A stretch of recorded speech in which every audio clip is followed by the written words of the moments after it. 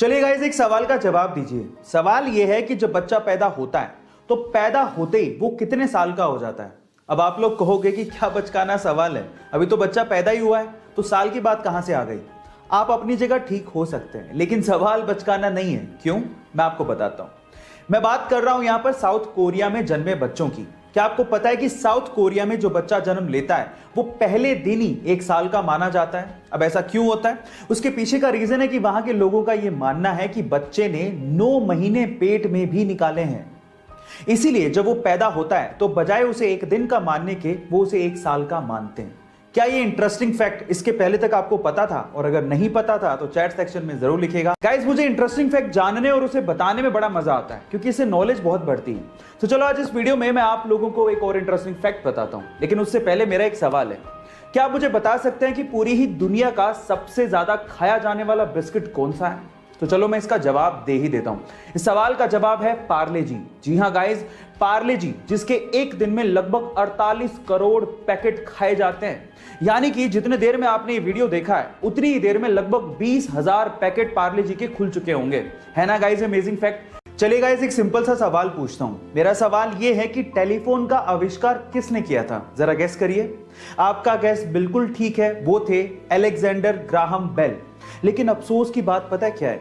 अफसोस की बात यह है कि जिस टेलीफोन का आविष्कार ग्राहम बेल ने किया था उसका उपयोग वो अपने ही घर पे अपनी मां से और अपनी पत्नी से बात करने के लिए नहीं कर सकते थे। क्या उसके पीछे का रीजन जानते हैं? उसके पीछे का रीजन यह है कि उनकी मां और उनकी पत्नी दोनों डेफ यानी कि बहरी थी, वो सुन नहीं सकती थी। ऊपर वाले का खेल देखिएगा।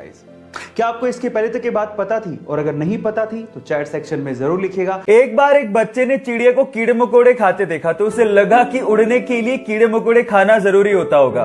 तो उसने कुछ कीड़े इकट्ठे किए और उनका घोल बनाकर अपने दोस्त को पिला दिया और उसके उड़ने का इंतजार करने लगा।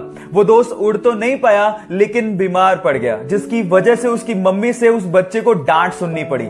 पर किसी को क्या पता था कि एक दिन ये सनकी लड़का विश्व विख्यात वैज्ञानिक बनेगा।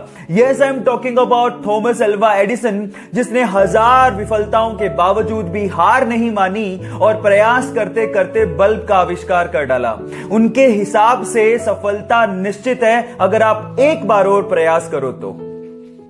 सिक्किम में एक भारत चाइना बॉर्डर पर 14,000 फीट की ऊंचाई पर तैनात एक भारतीय सैनिक को सेना के लिए सामान लेके जाना था।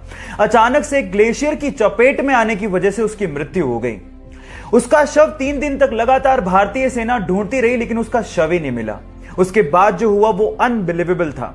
कहा ऐसा जाता है कि उस सिपाही ने अपने एक साथी के सपने में आके बताया कि उसका शव कहां है। अगले दिन सुबह जब उसके शव को ढूंढा गया तो ठीक उसी जगह पर उसका शव मिला। जी हां, मैं बात कर रहा हूं बाबा हरभजन सिंह की। और गाइस, कहा तो यह भी जाता है कि आज भी उनकी आत्मा भारतीय चाइनीज बॉर्डर पर हमारे देश की रक्षा कर रही है। और वहां पर चीन और भारतीय सैनिकों के बीच में जब भी कोई मीटिंग होती है तो उनके लिए एक स्पेशल चेयर छोड़ी जाती है। गाइस, मैं बाबा हरभजन सिंह के जज्बे को और भारत के हर सैनिक के जज्बे को दिल से सलाम करता हूं। एक बंदा ट्रेन से जा रहा था, अचानक से टीटी आया। उसने कहा कि सर टिकट दिखाइए। तो बंदा टिकट ढूंढने लगा अपनी जेब में, सूटकेस में, लेकिन मिला ही नहीं। तो टीटी ने कहा कि सर कोई बात नहीं, मैं आपको जानता हूं, टिकट लाए होंगे, आप रहने दीजिए। लेकिन उसके बावजूद भी उस बंदे ने टिकट ढूंढना नहीं छोड़ा। फाइनली टीटी ने कहा कि सर आप टिकट क्यों ढूंढ रहे हैं, आपसे टिकट कोई नहीं मांगने वाला, डोंट वरी अबाउट दैट। फिर उस बंदे ने कहा कि वो बात तो ठीक है, लेकिन अगर मुझे टिकट नहीं मिला तो मैं जानूंगा कैसे कि मैं कहां जा रहा था।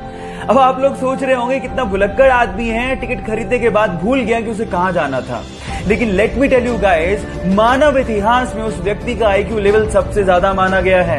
Yes, I am talking about Albert Einstein, जो अपनी theory of relativity and E=mc² जैसी इक्वेशंस के लिए विश्व विख्यात हैं। बात अजीब है लेकिन सच है।